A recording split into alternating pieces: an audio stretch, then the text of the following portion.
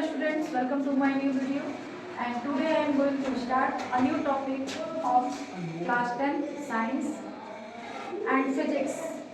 Lesson number 2 is light, refraction and refraction of light.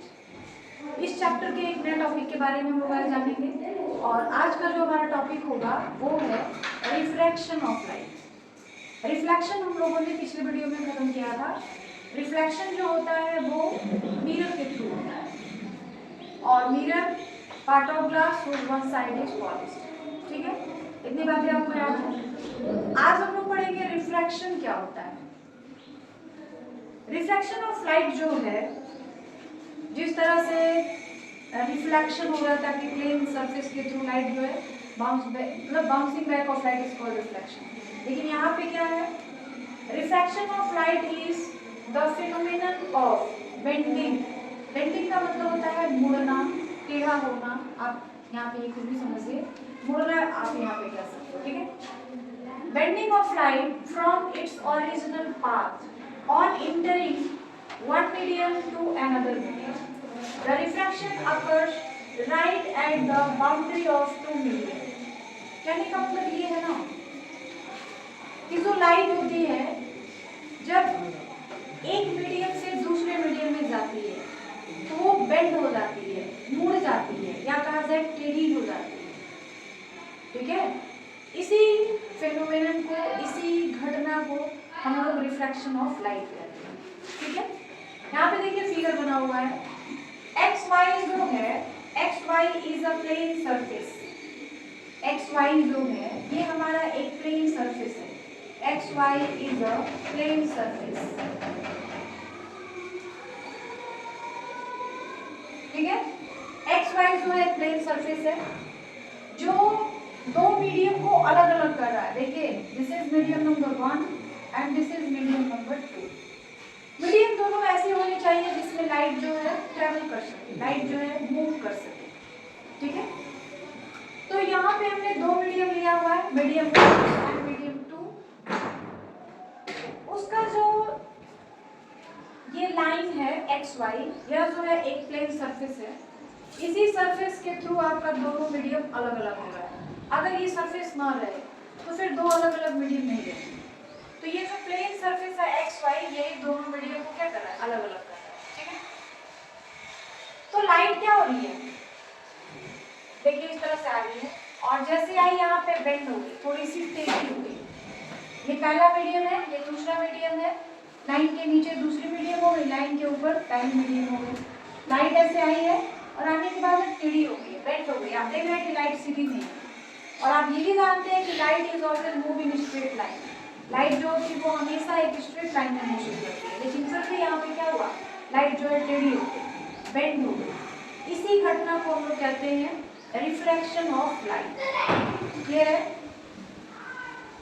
अब जो refraction of light होता है उसमें क्या क्या चीजें होती हैं, तो देखिए एक्स वाई प्लेन सरफेस हो गया। ठीक है, इसमें जो AO है, AO A and this is O। AO को हम लोग कहते हैं इंसिडेंट रे, OA कह लीजिए या AO कह लीजिए, भी कहिए। दिस इज इंसिडेंट रे।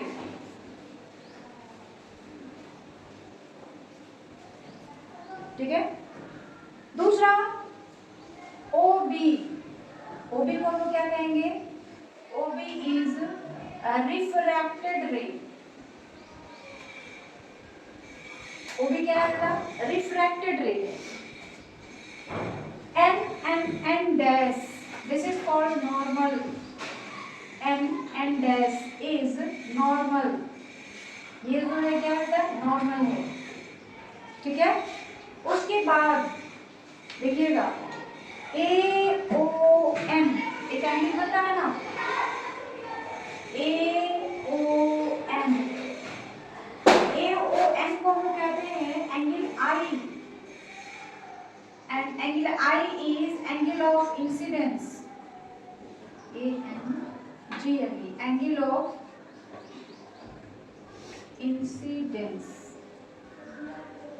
एंगल ऑफ इंसिडेंस क्या होता है, angle which is form between normal and incident ray. Angle of incident क्या होता है? जो नॉर्मल और इंसिडेंट रे के बीच बनता है, that is called angle of incidence and it is denoted by i. Clear है?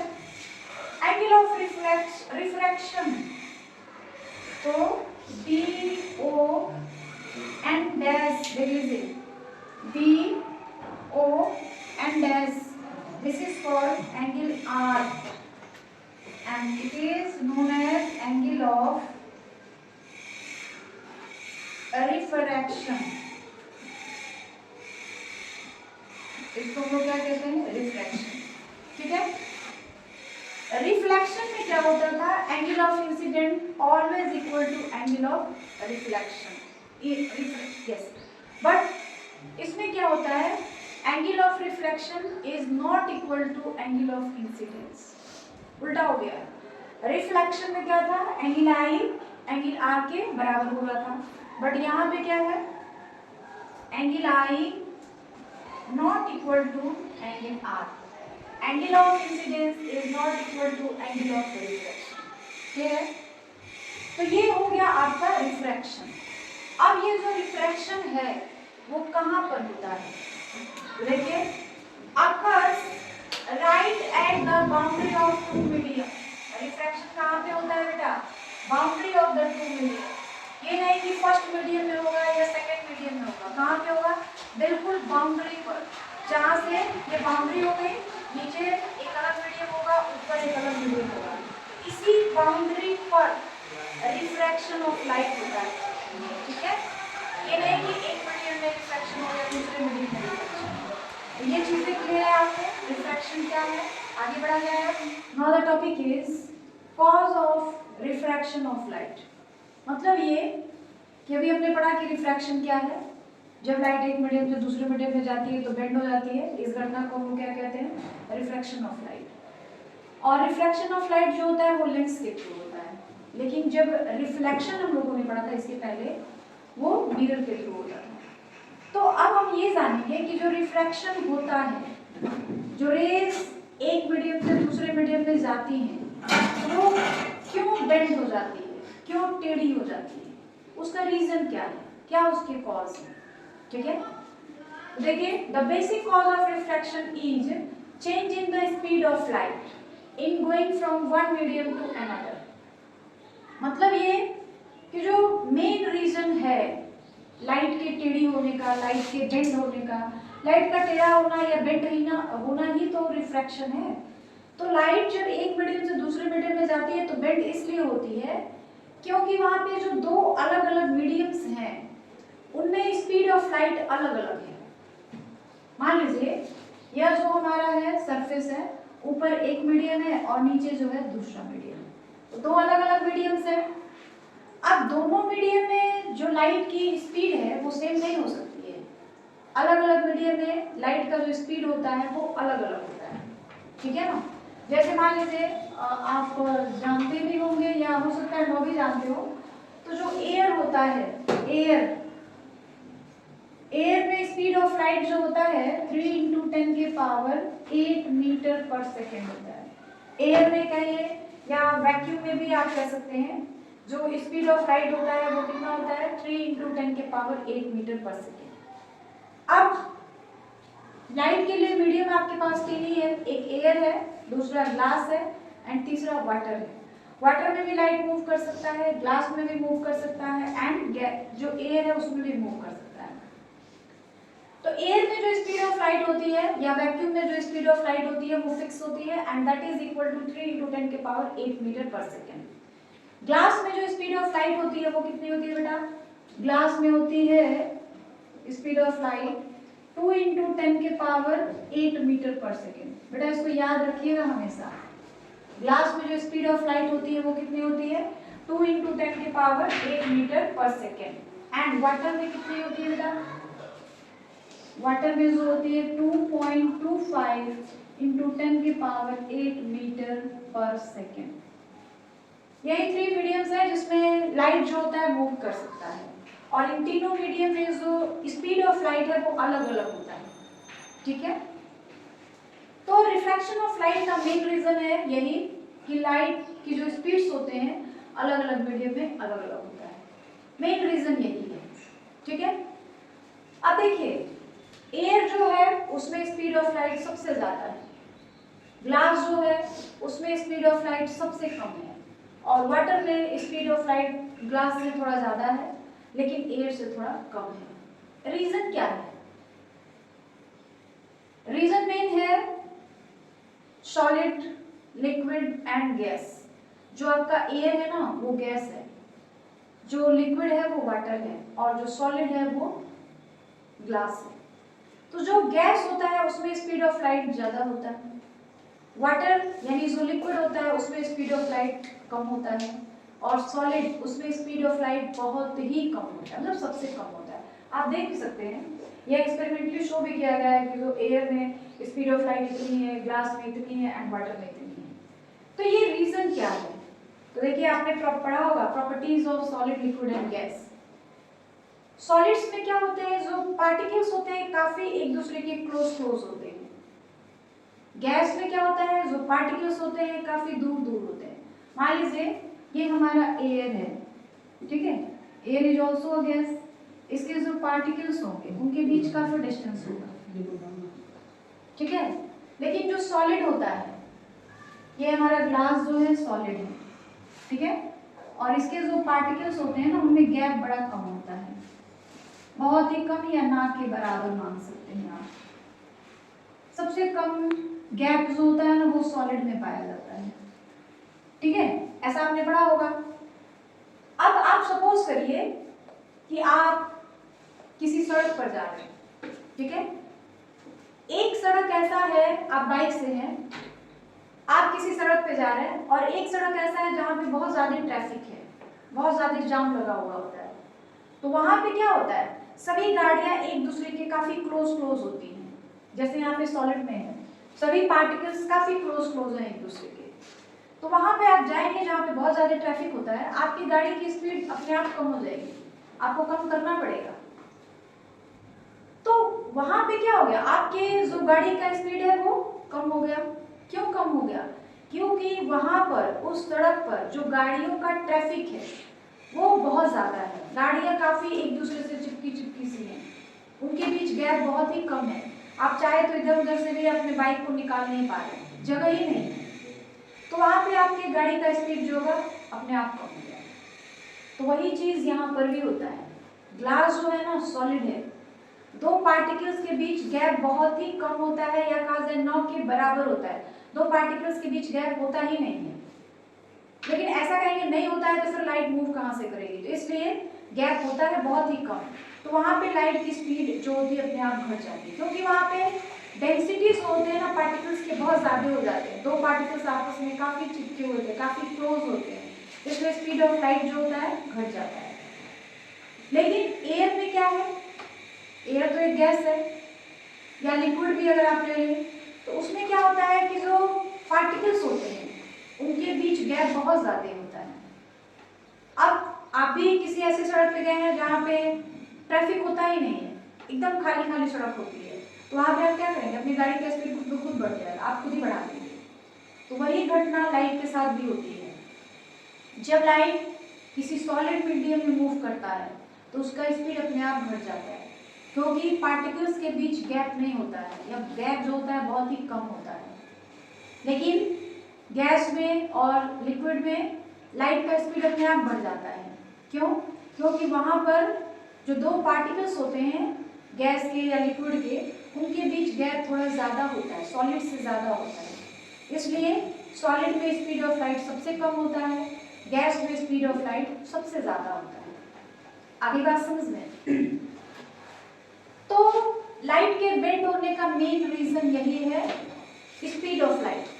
हमने कहा ना आप सड़क पे गए हैं, बहुत ज्यादा ट्रैफिक है, तो आप सोचेंगे मैं बिल्कुल सीधा चलूं, तो वो नहीं पाएगा, आपको जरूर अपनी गाड़ी का डायरेक्शन जो होगा चेंज करना पड़ेगा, जिधर जगह खाली मिले उधर से निकल जाएगी, ठीक है। अगर आप सोचेंगे सीधा चले तो फिर जगह नहीं मिल पाएगा आपको।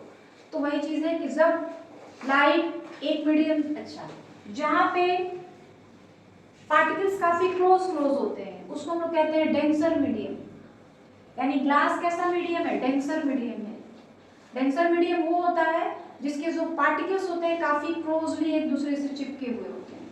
तो सॉलिड यानी ग्लास, ग्लास कैसा मीडियम हो गया, डेंसर मीडियम हो गया। और एयर कैसा मीडियम हो गया, रेयर मीडियम हो गया। तो मीडियम भी दो तरह के होते हैं, एक होता है रेयर मीडियम और एक होता है डेंसर मीडियम। डेंसर मीडियम में क्या होता है, लाइट का स्पीड घट जाता है, लेकिन रेयर मीडियम में क्या होता है, लाइट का स्पीड बढ़ जाता है। ठीक है, तो रिफ्लेक्शन ऑफ लाइट का मेन रीजन क्या हो गया, speed of the medium, speed of light in different medium. जो स्पीड ऑफ लाइट है अलग अलग मीडियम में अलग अलग है, इसलिए जो लाइट का रिफ्लेक्शन हो रहा है, अगर जितने भी मीडियम्स है, मान लीजिए आपके पास एयर है, ग्लास है, वाटर है, इन सब में स्पीड जो हो लाइट का सेम हो जाए तो रिफ्लेक्शन हो ही ना, लाइट बेंड ही नहीं होगी। तो लाइट बेंड होने का, लाइट को मुड़ने का मेन रीजन यही है, speed of light in different medium वो जो होता है डिफरेंट होता है। ठीक है, जैसे यहाँ पे एक एग्जांपल लिखा गया है, when a ray of light traveling in air enter to glass the speed of light decreases। ये एयर है, गैस है, इसके बीच जो दो पार्टिकल्स हैं उनके बीच बहुत ज्यादा गैप है, लेकिन ये रेयर डेंसर मीडियम है, ग्लास है, इसके पार्टिकल्स के बीच गैप नहीं है। तो जब लाइट एयर से ग्लास में जाएगी तो उसका स्पीड अपने आप घट जाएगा, लेकिन जब ग्लास से एयर में आएगी तो उसका स्पीड अपने आप बढ़ जाता है। ठीक है, तो ये किस पर डिपेंड कर रहा है, डेंसिटी पर। इसकी डेंसिटी ज्यादा है, पार्टिकल्स काफी क्लोज है, डेंसिटी बढ़ गई, इसकी डेंसिटी कम है, पार्टिकल्स काफी दूर दूर है। ठीक है, तो यहाँ पे एक एग्जांपल वही बताया गया है कि जब लाइट एयर से ग्लास में जाती है तो उसका स्पीड क्या होता है, डिक्रीज हो जाता है, और जब लाइट ग्लास से एयर में जाएगी तो उसका स्पीड क्या हो जाएगा, बढ़ जाएगा। और इसी वजह से लाइट जो होती है इधर उधर मुड़ती है, स्पीड की वजह से। अगर दोनों मीडियम का जो लाइट का स्पीड है दोनों मीडियम में वो अगर सेम रहे तो रिफ्रैक्शन नहीं होगा। ठीक है, इतनी बात क्लियर हो गई आपको कि लाइट जो है क्यों रिफ्रैक्ट होता है, क्यों बेंड होता है, समझ आ गई। चलिए आगे, laws of refraction of light, कौन कौन से रूल हैं, कौन कौन से नियम हैं। जिस तरह से हम लोगों ने रिफ्लेक्शन ऑफ लाइट पढ़ा था उसके दो नियम थे, उसी तरीके से रिफ्रैक्शन ऑफ लाइट के भी दो नियम। ठीक है, पहला नियम क्या है, the incidence ray, refracted ray and normal to the interface of two medium at the point of incidence all lie in the same plane. कहने का मतलब ये है ना, इस लाइन में लिखा बहुत कुछ गया है, लेकिन मेन मतलब ये है कि जो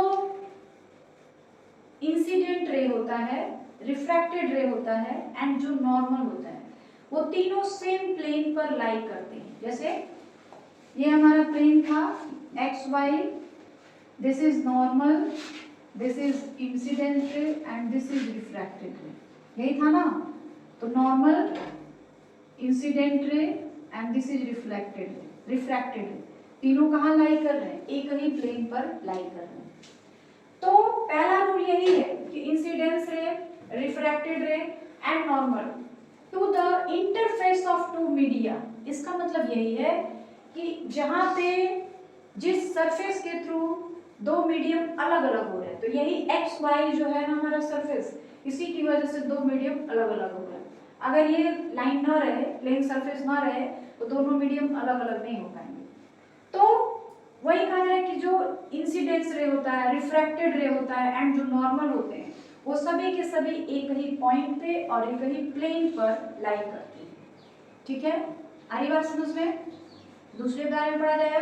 चलिए, दूसरा भी नियम है, दो ही नियम है। जिस तरह रिफ्लेक्शन ऑफ लाइट के दो लॉ थे, दो नियम थे, उसी तरीके से रिफ्रैक्शन ऑफ लाइट के भी दो ही नियम है। पहला नियम यही है, incidence ray, refracted ray and normal all are lie in the same plane.